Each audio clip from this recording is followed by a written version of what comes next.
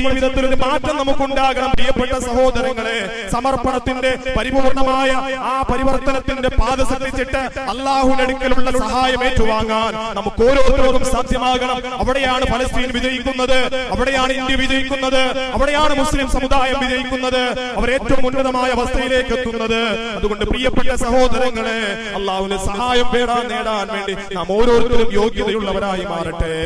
ഈ പരിശുദ്ധമായ പെരുന്നാൾ നൽകുന്ന സന്ദേശം അതുകൂടിയാകട്ടെ. അള്ളാഹു തൗഫീഖ് നൽകി അനുഗ്രഹിക്കുമാറാകട്ടെ.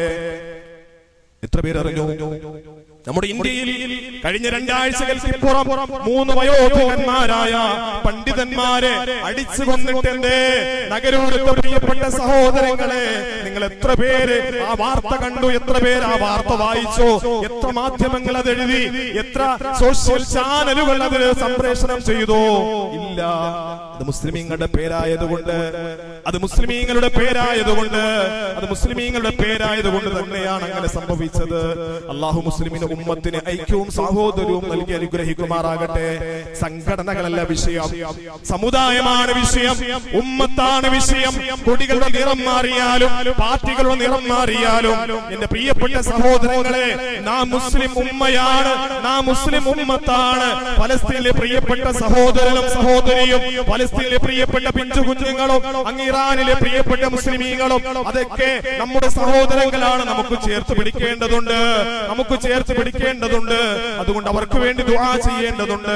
അവർക്ക് വേണ്ടി ദുആ ചെയ്യാതെ ദുരന്തം അനുഭവിക്കുന്നവര്, ദുരിതം അനുഭവിക്കുന്നവര്, ഫലസ്തീനിലെ പ്രിയപ്പെട്ട പിഞ്ചുമക്കൾ അടക്കമുള്ളവര്, അവർക്ക് വേണ്ടി പ്രാർത്ഥിക്കാതെ ഒരു പെരുന്നാൾ കഴിഞ്ഞു പോയാൽ, ഒരു ഈദുൽ അദ്ഹ കഴിഞ്ഞു പോയാൽ, പ്രിയപ്പെട്ട സഹോദരങ്ങളെ, അത് മുസ്ലിമിന് ആശ്വാസമല്ല, മുസ്ലിമിന് വിപത്താണ്, മുസ്ലിമിന്റെ ഐക്യത്തിന് തടസ്സമാണ്. അതുകൊണ്ട് ഫലസ്തീനിലെ പ്രിയപ്പെട്ട സഹോദരങ്ങൾ അടക്കമുള്ളവർക്ക് അള്ളാഹു സമാധാനം നൽകി അനുഗ്രഹിക്കുമാറാകട്ടെ.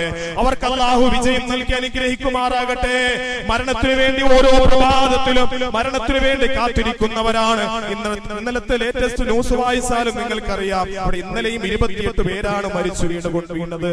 ഇന്നലെയും 28 പേരാണ് മരിച്ചു വീണത്. ദിനം പ്രതി എത്രയോ 30, 35, 28 ഇങ്ങനെ ഓരോ കണക്കിന് മുസ്ലിം സമുദായത്തിന് ഫലസ്തീനിലെ പ്രിയപ്പെട്ട സഹോദരങ്ങൾ മരിച്ചു വീഴുമ്പോഴും നമുക്ക് അവർക്ക് വേണ്ടി അള്ളാഹുവിനോട് കരഞ്ഞുകൊണ്ട് നമ്മുടെ മനസ്സിനെ ആത്മാർത്ഥമായി ദുആ ചെയ്യേണ്ടതുണ്ട്. അല്ലാഹു തൗഫീഖ് നൽകി അനുഗ്രഹിക്കുമാറാകട്ടെ. അവർക്ക് അല്ലാഹു വിജയം നൽകി അനുഗ്രഹിക്കുമാറാകട്ടെ. അതുകൊണ്ട് പ്രിയപ്പെട്ട സഹോദരങ്ങളെ, പരിശുദ്ധമായ ഈദുൽ അദ്ഹയ്ക്ക് വേണ്ടി സന്തോഷത്തോടുകൂടി, വളരെ സന്തോഷത്തോടുകൂടി നാം ഒരുമിച്ച് കൂടുമ്പോഴും നമ്മുടെ നാട്ടിൽ നമുക്കറിയാം, പ്രവാസ ജീവിതത്തിന്റെ പ്രയാസങ്ങൾ കഴിഞ്ഞുകൂടുന്ന സമയത്ത് കുവൈറ്റിൽ കഴിഞ്ഞ ആഴ്ച കേരളത്തിന്റെ വിവിധ സംസ്ഥാനങ്ങളിലുള്ള ഏകദേശം എത്ര പേരാ മരിച്ചു വീണത്? പ്രിയപ്പെട്ട സഹോദരങ്ങൾ, ഒരു തീപിടുത്തം. അല്ലാഹു ആ കുടുംബങ്ങൾക്ക് ശാന്തിയും സമാധാനവും നൽകി അനുഗ്രഹിക്കുമാറാകട്ടെ.